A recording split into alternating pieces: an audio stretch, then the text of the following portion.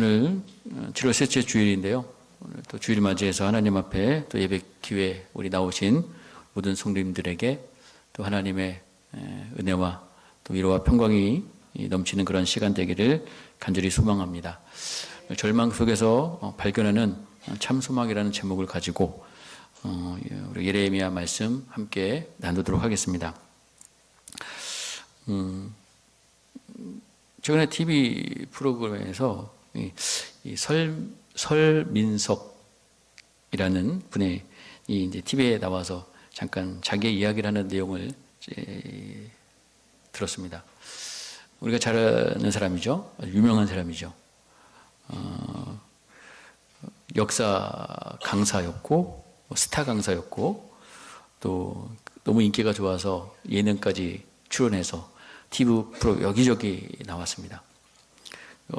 정말 인기가 하늘로 치솟았기 때문에 아마 사회적으로 성공하고 또 많은 명예도 얻고 인기도 얻었는데 그분이 갑자기 이제 논문 표절이 이게 이제 드러나면서 갑자기 이제 나락에 떨어지는 그런 큰 고난을 이제 겪게 되었죠. 그래서 그분이 이제 모든 TV 프로그램 다 하차하고 이제 조용히 이제 사라졌는데 최근에 어떤 프로그램에 나와서 이제 자기에 대한 이야기를 하는 그런 시간들 제가 보았습니다. 그분이 알고 보니까 원래 꿈은 역사하고는 전혀 관계없이 제가 섹스피어에 심취되어서 섹스피어처럼 그런 작가의 어떤 꿈을 가지고 있었었는데 그래서 이분이 연극영화과를 지원하게 됩니다. 결국에는 군대를 갔다 와서 어쨌든 7번 대학에 떨어지고 나서야 이제 드디어 연극영화과에 그분이 들어갔어요. 그러니까 전공이 연극영화과입니다. 학부 출신이. 그래서 연극영화과 다니면서 이제 알바를 하는데 그래서 학원에서 알바하면서 역사를 가르치게 됩니다. 자기가 그동안 여러분 대학 준비하느라고 얼마나 많은 그런 수업들을 들었을 거야. 특히 이제 역사 강의 자기가 배웠던 것 그것 가지고 이제 작은 부습학원에서 강의를 시작하게 되는 거예요. 근데 거기서 이제 여러 가지 이제 사건을 통해서 그가 이제 인생을 이제 방향을 바꾸죠. 나는 역사 강사가 되겠다. 그래서 이제 그것이 점점 인기가 늘어나고 그리고 TV까지 알려져서 TV까지 출연하게 되고 근데 이제 그 논문 표절로 인해서 그 인생 최대의 위기를 이제 맞게 된 거죠. 뭐 사업 벌려는 것도 어려워지고 사람도 떠나고 그래서 이제 그분이 한 3년 만에 다시 TV에 나온 것 같은데 그런 어려움을 극복하는 중에 이제 자기의 그 당한 여러 가지 어려움들을 또 어려움 가운데 있는 사람들에게 함께 나누기 위해서 그 자리에 나와서 자기의 흑역사에 대해서 얘기하고 있고 그분이 논문 표절로 인해서 이제 그 대학원이 학력이 취소가 되는 바람에 보니까 다시 그 대학원에 시험을 쳐서 지금 그 대학원을 다니고 있더라고요. 그리고 다시 그걸 제대로 제가 이제 공부하겠다고.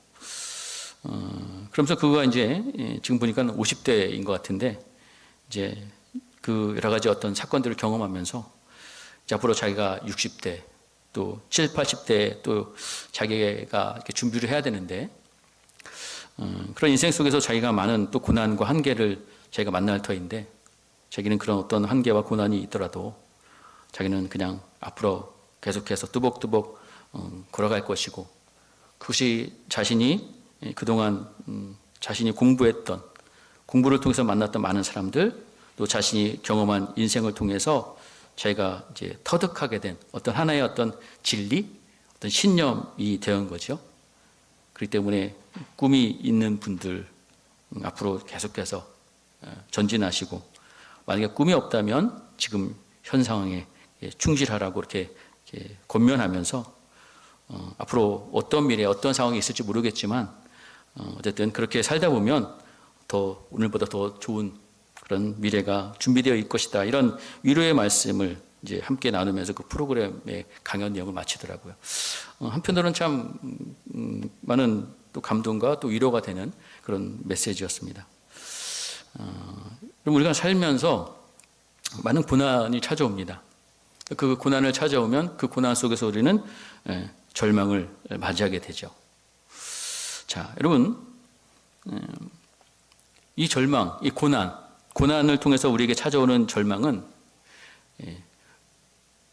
누구에게나 찾아오는 겁니다. 그죠? 이 고난은 누구 선택해서 누구에게는 고난이 주어지고 고난이 없고 이게 결코 아니죠. 여러분 살면서 이 고난을 만나보지 않은 분이 있을까요? 살면서 이런 절망이라는 것을 느껴본 적이 없으신 분 과연 있을까요? 특히 교회를 다니는 예수를 믿는다고 하면서 우리가 교회를 다니는 그런 특히 성도들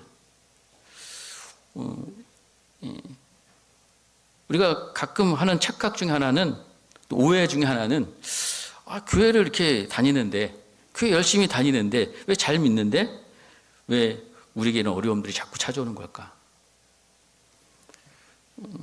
제가 일전에 한번 그때 금요기도회인가 한번 여러분께 잠깐 소개시켜드렸던 분이 계신데 이분은 원래 이제 어쨌든 믿음의 1세대입니다. 뭐 부모님을 통해서 신앙생활을 가진 것이 아니라 어쨌든 그가 혼자 이제 그가 첫 때가 되어서 신앙생활을 하게 되었어요. 그래서 이제 어쨌든 하나님을 만나서 교회에서 아주 열심히 신앙생활을 합니다. 청년부 회장도 하고 또 성가대도 하고 또 교사도 하고 그리고 그가 다니는 직장에서는 신우회를 만들어서 신우회를 조직해서 거기에 믿음의 동료들과 함께 또 그 회사의 직장 바쁜 가운데서도 그 예배를 드리고 그리고 그가 만난 와이프는 그 신우회에서 피아노를 반주하는 그런 자매였어요. 이 두 부부는 이제 결혼해서 교회를 떠나서는 상상할 수도 없는 그런 삶을 살았습니다. 뭐 회사, 교회, 집, 뭐 이거죠.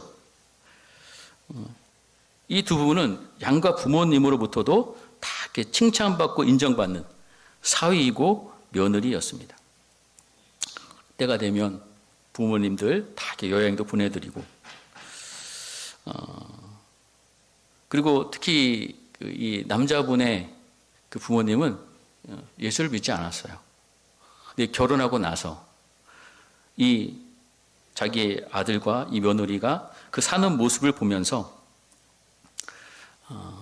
너희들이 그렇게 이렇게 잘 섬기는 그런 하나님이라면 자, 하나님은 정말 참 좋은 분이시구나 라고 하면서 그분들이 이제 신앙생활도 시작하게 됩니다. 그렇다면 이 두 분이 얼마나 신실하게 열심히 신앙생활을 했는지 대충 우리가 가늠할 수 있죠.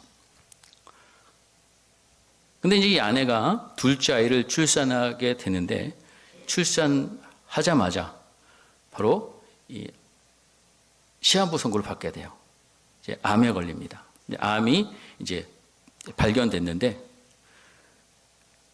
그 당시 암이 발견되었을 때는 현대의학으로는 고칠 수 없는 그런 상태였다는 거죠. 그래서 현대의학으로 안 된다니까 어떻게 해야 되겠어요? 오직 신앙의 힘. 신앙의 힘밖에 없잖아요.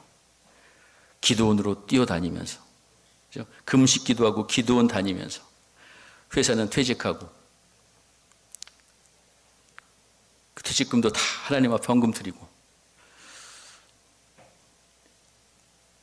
양가 교회에서는 그 몇백 명의 성도들이 이 가정, 이 아내를 위해서 통성 기도하고 그렇게 하나님 앞에 매달리게 됩니다.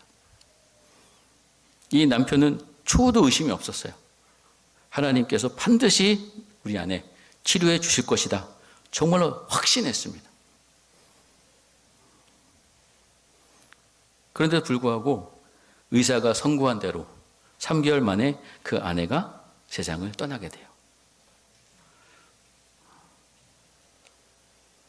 그러나니까 신앙생활을 막 시작한 부모님들은 어떻게 됐을까요? 당연히 그분도 교회에서 신앙생활에서 돌아서게 되죠. 야, 세상에 이런 하나님이 어딨냐? 어떻게 이럴 수가 있느냐? 자, 여러분, 그분도 결국에는 신앙생활을 떠나게 됐어요. 그분도 그 상황 속에서 하나님을 부인한 것이 아니라 도대체 왜 하나님 어떻게 나한테 이럴 수 있으십니까? 여러분, 아까도 말씀드렸고 제가 대충 설명드렸지만 그렇게 신앙생활을 했다면 우리가 일반적으로 생각하면 뭐 받아야 돼요? 고난을 받으면 안 되잖아요. 뭐 받아야 되죠? 예? 복 받아야지, 복 받아야지. 잘 돼야죠. 잘 돼야 되는 것 아니겠습니까? 우리가 일반적으로 생각한다면? 근데 전혀 그렇지 않았다는 거예요. 여러분, 우리 주위에 이런 분들 많아요. 적지 않습니다. 저는 제가 이제 모태신앙이에요. 저희 할아버지, 또 저희 부모님, 저. 네, 모태신앙입니다. 저는 모태신앙이지만 제가 지금 이제 뭐 50년 넘게 지금 이제 살아왔지만 50 중반이지만 제가 모태신앙인데 한 2년을 교회를 안 다녔었어요. 중간에. 초등학교 6학년부터 중학교 2학년 그 사이였어요. 저희도 그 당시에 저희도 아주 뭐 열심히 부모님이 신앙생활했고 저는 모태신앙이었기 때문에 그냥 저도 교회 열심히 다녔죠. 교회 주일날 안 가면 집에서 막 혼나고 그래서 교회 열심히 다닐 수밖에 없는 그런 환경에서 자랐습니다. 근데 저희 이제 집안에 그 당시에 이제 큰 불행한 사건이 있었죠. 저희가 지금 이제 원래 3남매인데 제 동생이 있었어요. 초등학교 제가 6학년이고 동생은 4학년이었는데 이제 사고로 동생이 갑자기 이제 세상을 떠났어요. 그로 인해서 이제 당연히 그 열심히 다녔던 저희 그 부모님들이 이제 신앙생활을 어떻게 했을까요? 쉬었어요. 그러니까 더 이상 저한테 이제 교회 가라 마라 하지 않으시는 거예요. 그래서 저도 2년 쉰 거예요. 그래서 교회를 한 2년 동안 집에서 막 가라고 안 하시니까 이때다 하고 저도 2년 동안 저도 열심히 주일날 교회 안 가고 열심히 놀았던 기억이 있어요. 근데 이제 다시 제 친구가 저를 다시 전도했죠. 중학교 2학년 때 같아요. 저기 어디 개척교회 있는데 가서 같이 신앙생활 하자고 해서 그때부터 다시 신앙생활을 다시 시작했던 그런 기억이 저에게도 있습니다. 열심히 신앙생활을 했는데 나름대로 물론 그 열심이라는 것이 다 자신들의 기준일 수 있고 하나님 보시기 어떤지 우리는 모르죠, 솔직히. 자, 그런 고난 속에서 하나님 왜 우리에게 이러시는 걸까? 어떻게 하나님 이러실 수 있어요? 자, 아까 제가 앞전에 말씀드렸던 그분, 물론 그분은 지금 이제 방황을 했지만 지금 이제 목사님이 되셨어요. 그리고 재혼도 했고 목사님이 되셨거든요. 자, 그분이 자기 어떤 고난에 대해서 이제 얘기하면서 그 고난 속에 자기가 처음에는 하나님 왜 저한테 왜 이러시는 거예요? 어떻게 이러실 수 있어요? 그랬는데 지금에 와서 이제 돌이켜 보니까 그 질문 자체가 잘못되었다라는 것을 깨달았다는 거예요. 질문 자체가. 왜? 여러분, 고난은 자기만 당하는 것이 아니라는 거죠. 주위에 보면, 옆에 보면, 물론 그 고난에 대한 차이가 있지만 많은 사람들이 고난 속에 있어요. 어떤 사람은 자기보다 더 큰 고난 가운데 있어요. 자기보다 더 작은 고난도 있어요. 더 큰 고난 가운데 있는 사람도 있다는 거예요. 우리가 성경을 보면 고난의 대명사가 누구를 우리가 소개하죠? 욥입니다, 욥. 여러분, 우리가 당하는 고난, 욥이 당하는 고난에다가 한번 딱 대보세요. 이게 돼요, 안 돼요? 되지 않대. 될 수가 없죠. 거기서 뭐죠? 말도 못 꺼내요.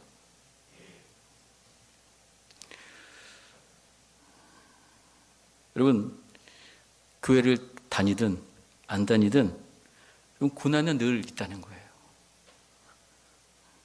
고난은 여기저기 있어요.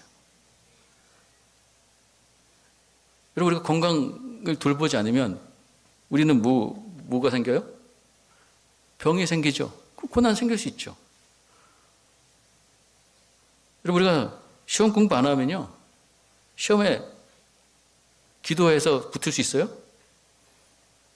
물론 그런 기적이 뭐 특별하게 하나님께 역사에서 그런 기적이 있을 수 있겠지만, 여러분, 우리 그걸 바라서는 안 돼요. 여러분, 시험 공부 안 하면 시험에 떨어지는 고난을 당할 수밖에 없는 거고요. 경제가 어려우면 회사가 망할 수도 있는 거예요. 자, 여러분, 이 고난은 교회를 다녔더라고 안 다녀도 우리 인생 속에 고난은 항상 있어요. 그렇다면 여러분, 왜 고난이 있는 걸까요? 세상은 고난이에요. 왜? 이 고난, 이 고통의 근본 원인은 뭐죠? 우리 인간의 죄 때문이라는 것 우리가 너무나 잘 알잖아요. 다 여러분 깊숙이 파고 들어가면 다 사건 사고도 보면 우리 인간의 욕심, 탐욕, 죄 다 있어요. 여러 가지 사회적으로 뭐 안전사고도 일어나잖아요. 그 사고들이 왜 일어납니까? 결국엔 따져보면 돈 때문 아니겠어요? 그 밖에 여러 가지 다양한 일들이, 이런 일들이 우리의 삶 속에서 있어요. 그 원인이 뭐냐? 바로 깊숙이 그 원인의 근본 원인은 바로 뭐 때문에? 죄 때문이라는 것이죠. 그러니까 이 죄의 문제를 해결하지 않고는 우리는 계속 이 고통을, 답이 없어요, 답이. 물론 그렇다고 해서 고난 안 받는 사람들이 있어요. 물론 그렇다고 해서 이게 우리가, 난 고난이 없네. 참 그게 정말 참 좋은 인생일까? 바른 인생일까? 자, 우리가 이제 예레미야 말씀을 우리가 읽고 있는데, 그리고 예레미야 선지자는 우리가 눈물의 선지자라고 얘기하잖아요. 왜? 정말 이 나라가 가장 이스라엘 역사 속에서 가장 어둡고 암울한 시대에, 나라가 망해가는 그 시대에 이 예레미야가 활동했어요. 그리고 또 그 나라가 망해가는 것들, 심판받는 것들을 늘 선포하고 얘기해야만 했어요. 그리고 또 선지자 중에서 가장 또 많은 고난을 당한 사람이에요. 얼마나 많은 고난을 당했는지.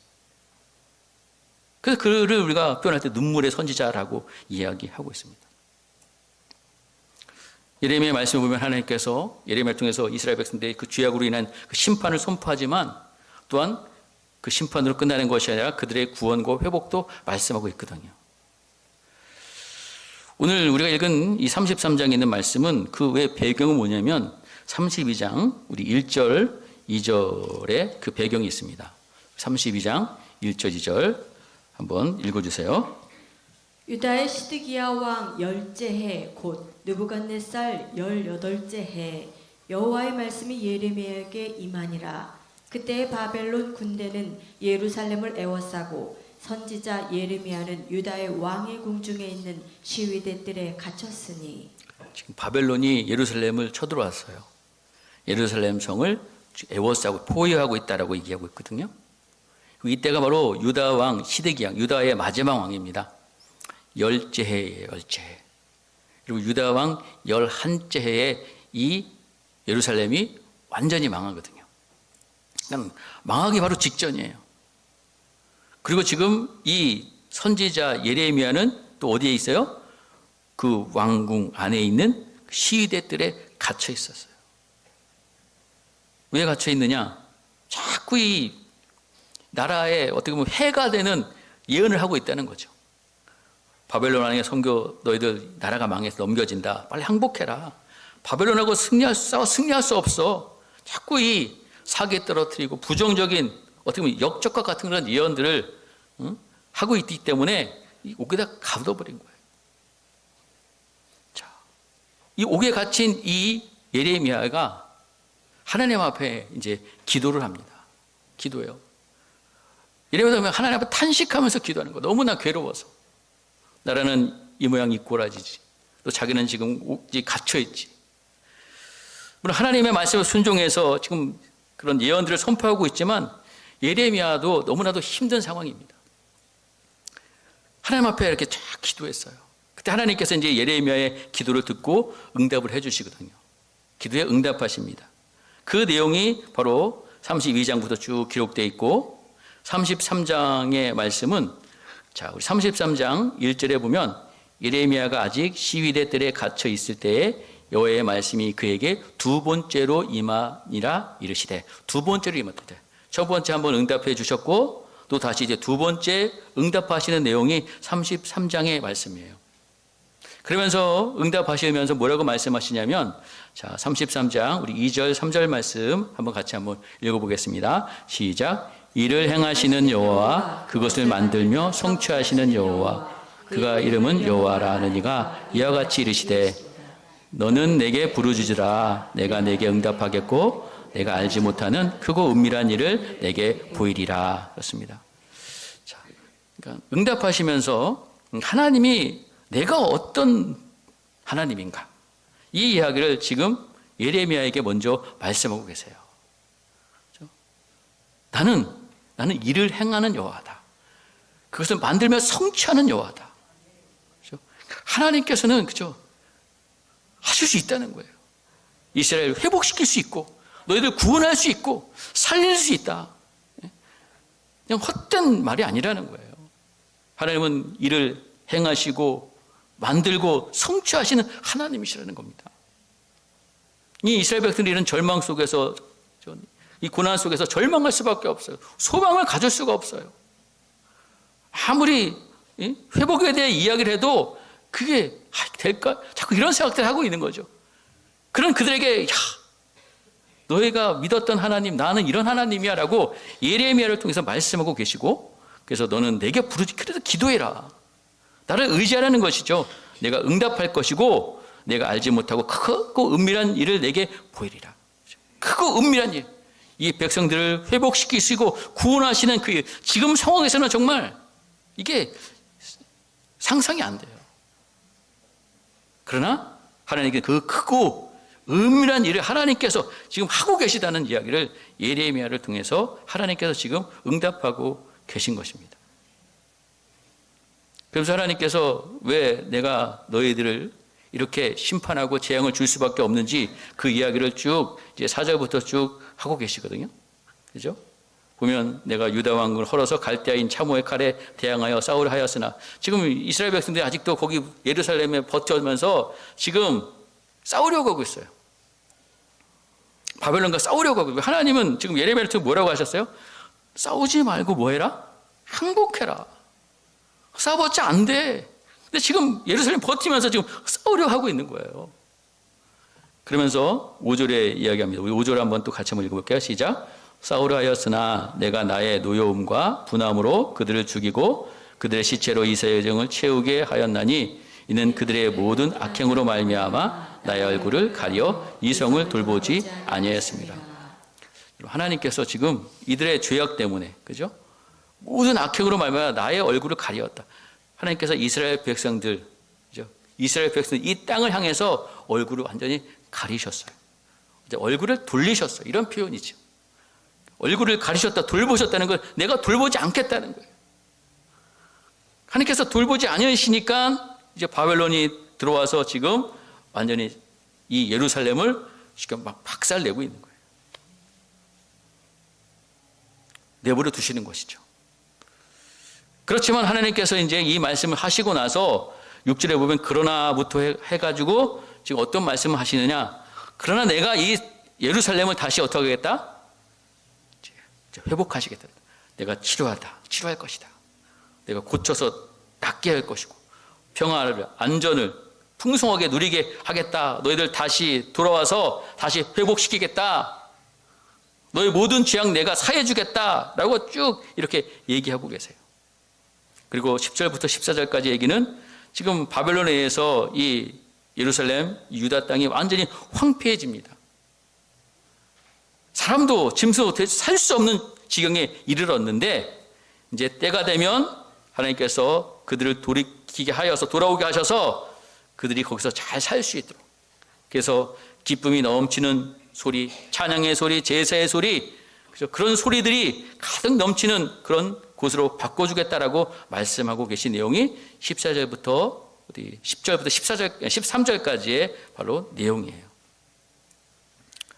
자, 그러면서 오늘 14절에는 오늘 우리가 읽은 말씀에 보면 구체적으로 어떻게 회복하여 것에 대한 말씀들을 다시 해 나가고 계신데, 그렇죠?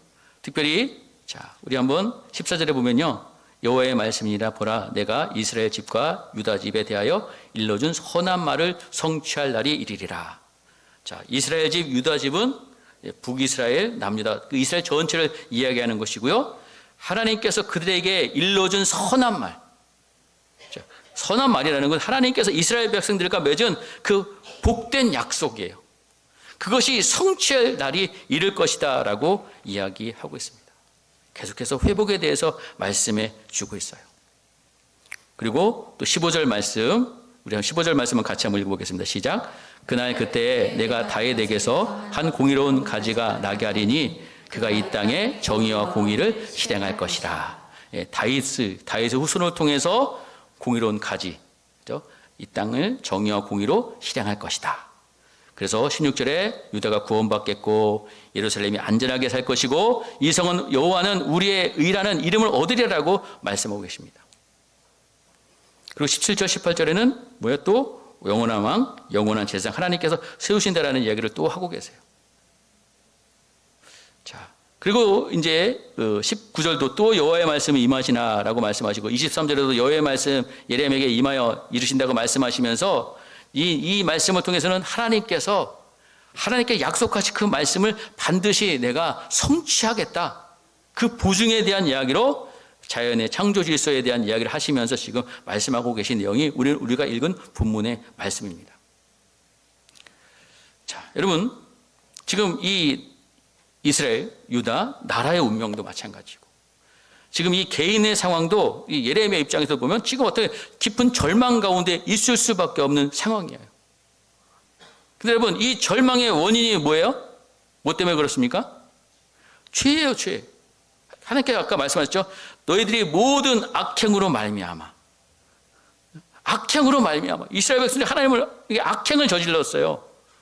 하나님의 백성으로 그들을 불러주셨는데 하나님 믿지 않고 섬기지 않고 우상 숭배하면서 악하게 그들이 지냈기 때문에 하나님께서는 분명히 모든 악행으로 말미암아 나의 얼굴을 가리었다라고 말씀하셨거든요. 나 얼굴을 가리었다. 그리고 다시 그럼에도 불구하고 내가 너희를 고쳐주겠다. 회복시켜주겠다. 너희 잘못 다 사해주겠다. 내가 선한 말 성취할 날이 올 것이다. 바로 다윗의 한 의로운 가지가 다윗에게서 돌아날 것이다 라고 말씀하시면서 하나님께서 다윗에게 한 약속들을 다시 한번 회복시켜 주시고 있는 내용이에요. 자, 여러분, 우리가 알듯이 하나님께서 이스라엘 백성들에게 회복을 약속하시는데 그 회복의 약속은 기간이 있습니다. 여러분, 그게 기간이 언제죠? 예, 70년이에요. 70년. 어쨌든 그들이 포로로 잡혀가면 70년이라는 기한이 차야지만 하나님께서 이 약속을 성취해 주세요. 이루어 주세요. 자, 여러분, 근데 여러분 생각해 보세요. 이 약속의 말씀을 듣는 이스라엘 백성들, 이 약속의 말씀을 들을 때 어떤 마음이 들까요? 예, 70년 후에 다시 돌아오게 하겠다. 여러분, 지금 유다 백성 상황에서는 이 약속을 들을 때 그것도 때로는 어떻게 절망스러운 이야기일 수도 있어요. 왜? 70년이래, 70년. 여러분, 지금 여러분이 만약에 지금 이스라엘 백성 입장에서 여러분 나이에 이 약속의 말씀 들었을 때 어떤 마음이 들까요? 70년이라고요? 바벨론 포로 잡혀서 70년을 지내야 된다면 여러분, 나는 어떻게 돼요? 거기서 죽죠. 우리가 그 70년까지 우리가 살 수 없잖아요, 앞으로. 당시의 상황에서 보면요. 그 현실 앞에 그들은 절망할 수밖에 없던 거예요. 그러니까 그 절망을 그들이 감당할 수 없기 때문에, 또 그 절망을 받아들일 수 없기 때문에 그들은 어떤 생각을 합니까? 자꾸 주위에서 이제 딴 소리가 들리죠. 야, 너희들 포로로 잡혀가지 않는다. 그래? 하나님의 약속의 말씀 붙잡지 않고 그걸 붙잡는 거예요. 우리가 포로로 잡혀가지 않을 수 있대. 좀 버티면 된대. 아니면 또 어떤 거짓 선지자들은 2년 정도만 버티면 돌아올 수 있대. 그래? 2년 정도야? 그 거짓 선지자들의 헛된 그 말, 그것을 믿는 거예요. 그래서 절망을 어떻게 해요? 절망을 피해 나가려 합니다. 절망을 벗어나려고 하고 있어요. 왜? 70년? 너무 절망스러운 거, 그것도. 근데 여러분, 이스라엘 백성들이 이 절망을 그냥 그렇게 회피해 간다면 결국에는 그들은 어떻게 될까요? 결국에는 멸망하는 거예요. 여러분, 우리가 어떻게 보면 마땅히 우리가 해야 될 절망을 하지 않으면 오히려 그 절망이 뭘로 돼요? 멸망으로 될 수 있다는 것이죠. 자, 여러분, 왜 하나님께서 우리가 오늘 성경에 보면 왜 이스라엘 백성들에게 우선 이 고난 속에서 절망을 허락하셨는가? 우리는 그것을 먼저 찾아야 됩니다. 분명히 그들이 이런 고난 가운데 그들이 절망의 상을 만나게 된 것은 무엇 때문이라고요? 죄 때문이에요, 죄 때문에. 하나님을 믿지 않았기 때문에 그렇습니다. 하나님의 백성으로 그들이 약속해 놓고 백성다운 삶을 살지 않았어요. 그래서 하나님께서는 그들의 악행으로 말미암아 내가 얼굴을 가리어서 너희를 돌보지 않았다라고 말씀하고 계십니다. 그래서 하나님께서 이스라엘 백성들을 버렸나 보다라고 우리가 생각할 수 있는데 하나님께서요, 여러분, 얼굴만 가리신 거예요. 그러면 여러분, 하나님의 마음은 어디 있었을까요? 어디 있어요? 백성들 향해 있었겠죠. 여러분, 우리가 고난 가운데 절망하고 있을 때 오늘 하나님께서 그 상황들 막아주실 수도 있었겠죠. 그죠? 그런 일이 안 생기도록 막아줄 수도 있었겠죠. 근데 하나님께서는 얼굴을 가리셨다. 그렇다고 하나님께서 우리를 버리신 것이 아닙니다. 하나님의 마음은 항상 어디에 있어요? 하나님의 백성들을 향해 있다는 것이에요. 자, 여러분, 이스라엘 백성들을 하나님께서 그들에게 고난을 허락하시고 그들이 절망을 경험하게 하십니다. 왜 하나님께서 이스라엘 백성들에게 이 고난 속에서 그들이 이 절망을 겪게 하셨을까요? 왜 나라가 망해가는 그 고난 속에 절망을, 이 감옥에 갇혀 있는 상황 속에서 그가 이 절망을 왜 겪게 하셨을까? 여러분, 우리 인생들은 고난을 만나야지, 절망을 통해서 우리는 뭘 알게 될까요? 나의 한계를 알게 됩니다. 내 형편을 알게 돼요. 내 수준을 알게 돼요. 여러분, 고난이 없으면요, 우리 인간들은요, 뭐가 돼요? 하나님이 돼, 하나님이 돼. 지금 이스라엘 백성들이요, 하나님을 버렸어요. 하나님 필요 없어요. 우리 마음대로 할래요. 하나님처럼 된 거예요. 선악과를 왜 따먹었어요? 하나님처럼 되려고 하는 거 아니겠어요?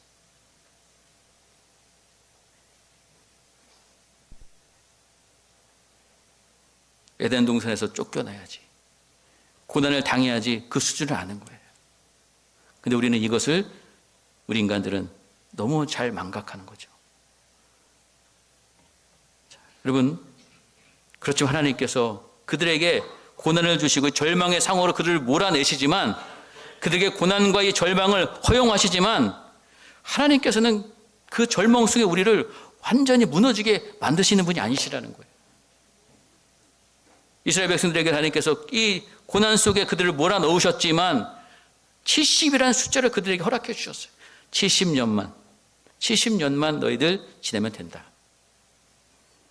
근데 여러분, 아까 70 너무 많아요 할 수 있죠. 그러면 100보다는 작은 것이고 영혼에 비하면 아무것도 아닌 거예요. 하나님께서는 그들에게 희망의 때가 있다는 것을 분명히 말씀해 주고 계시고, 반드시 그 약속 하나님께서 지키시는 분이라는 것 분명히 이야기하고 계십니다. 여러분, 하나님께서 이런 고난 속에 절망을 허락하시는 이유는 바로 우리가 이 절망 속에서 참 소망을 발견하기를 원하시는 거예요. 여러분, 예레미야를 보면 과도하게 심판 재앙의 얘기도 하시지만 또 계속해서 반복적으로 회복에 대해서 이야기하고 있어요. 왜? 그만큼 지금 이스라엘 백성들이 절망 가운데 있는 거예요. 여러분, 왜 그런 깊은 고난을 주셔서 왜 절망 속에 그들을 놓아두십니까? 그냥 포로로 잡혀가지 않게 하시고 고난 주지 않고 그들을 못 바꿀까요? 바꿔버리시면 되잖아요. 왜 나라가 망해가시고 바벨론의 포로로 잡혀가서 왜 그런 절망을 경험하게 하시냐는 것이죠. 그래야지 이 백성들이 깨닫는 거예요. 자신의 죄, 자신들의 악이 얼마나 그 실체를 깨닫기를 원하셨습니다. 자신들이 얼마나 큰 죄인인지 그 절망 속에서 하나님께서는 깨닫기를 원하시는 거예요. 그것 아니면 깨달을 수 없기 때문에. 세상에 많은 고난이 있습니다. 그 고난을 통해서 하나님께서는 이 세상이 얼마나 악한 곳인지, 이 세상에 얼마나 소망이 없는 곳인지 철저하게 하나님께서는 우리에게 깨닫게 하시길 원하는 거예요. 그래서 하나님께서는 이 고난을 하나님께서는 허락하시는 거예요. 그럼 고난이 없고 이 세상에 고난이 없어요. 그냥 다 잘 돼요. 다 편해요.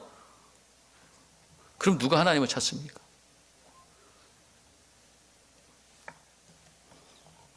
여러분, 사람들은 자신이 의롭다고 생각해요. 이스라엘 백성들이 그랬습니다. 교만에 빠져서 하나님께 예배 드렸어요. 형식적으로 예배 드렸어요. 또 잘 먹고 잘 살기 위해서 우상도 섬겼습니다. 그러니까 하나님도 어떻게 보면 우상처럼 섬긴 거예요. 하나님께서는 이런 바벨론으로 인해서 멸망과 포로 이런 상황을 통해서 자신들의 적나라한 모습을 하나님께서는 지금 보기를 원하시는 거예요. 자신이 얼마나 교만하고 폐역한 죄인들이 깨닫고 그냥 내버려두면 망하는 길로 계속 달려갈 수밖에 없는 것이 우리의 인생입니다. 하나님은 그래서 유다 백성들에게 절망을 경험하실 수밖에 없었던 것이라는 거죠. 그래서 하나님께서는 예레미야를 통해서 회복에 대해서 말씀하십니다. 그런데 이스라엘 백성들이 유다 백성들에게 하나님께서 허락하시는 회복은 물론 바벨론 포로에서 돌아오는 것이죠. 70년이 되면, 때가 되면. 근데 오늘 우리가 읽은 성경에 보면 이제 그 회복을 넘어서 하나님께서는 이스라엘 백성들에게 더 근본적이고 본질적인 지금 회복에 대한 말씀을 하고 있는 거예요. 그럼 바벨론에서 포로에서 돌아왔다. 회복이 되었다. 하나님께서 진정으로 원하는 회복은 그것이 아닙니다.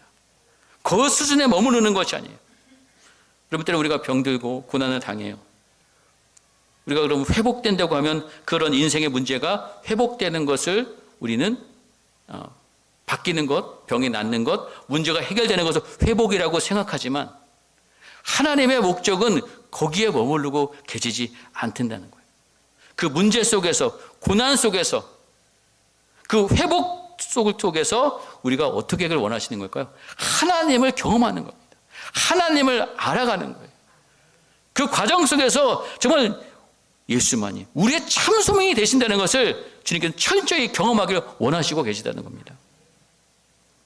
여러분, 그래서 오늘 이 예레미야에게 하신 이 말씀은 다윗에게 한 공의로운 가지가 나게 하려니 그가 이 땅에 정의와 공의를 실행할 것이다.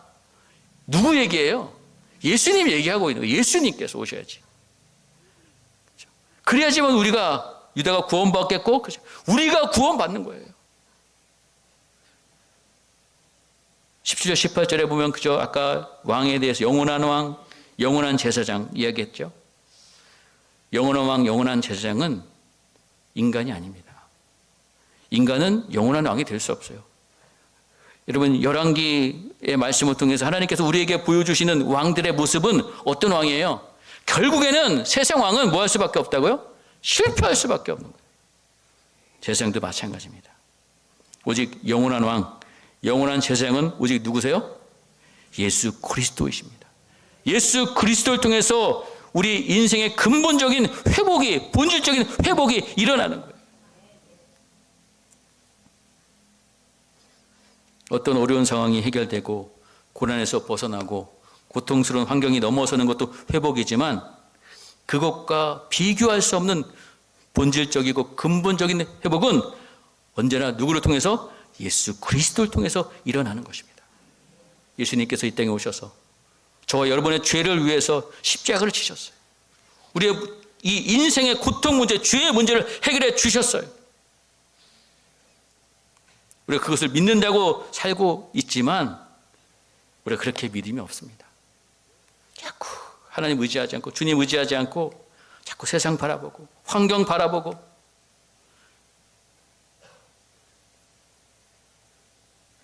우리는 고난 속에서 절망 속에서 더 깊이 더 철저하게 우리는 예수 그리스도를 만나야 됩니다.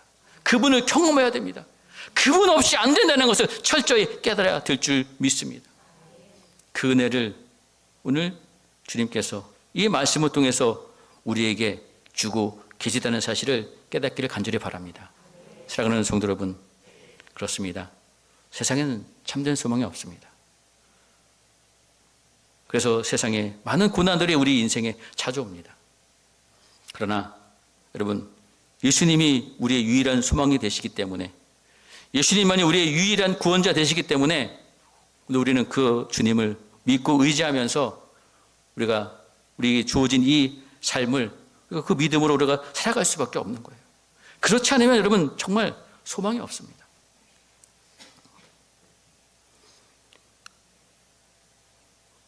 고난 가운데 계시죠? 많은 힘든 일이 있으시죠? 하나님 왜 이런 상황이, 이런 환경이 내게 주어졌을까? 물론 우리가 그것에 대해 대답을 알 수 없을 때가 참 많아요. 그러니까 처음에 제가 소개했던 그 목사님이 되신 분, 물론 그 고난 속에서 그렇게 질문했고, 그리고 고난 속에서 정말 힘들었지만, 지금은 뭐 벌써 한 10여 년이 흘러서 그분이 이제 재혼도 하셨고, 목사로 이제 사역을 하고 계신데, 그런 고난이 있었기 때문에 오늘 지금 내가 있는 것이다 라는 그런 고백을 하더라고요. 자, 여러분 고난 잘 감당하시고 그 고난 속에서 우리에게 모든 것을 내어주셨던 그 주님이 우리와 함께하고 계셔서 여러분의 그 고난을 이기게 해주시고 그 고난 속에서 더욱더 여러분 예수님만이 밖에 없다는 것, 예수님만이 우리 유일한 소망이고 구원자 되신다는 것, 그리고 그분을 통해서 우리에게 영원한 참된 소망이 주어진다는 것, 그것을 깨닫고 누리는 우리 모든 성도들 되시기를 주의 이름으로 간절히 축복드리겠습니다. 아멘.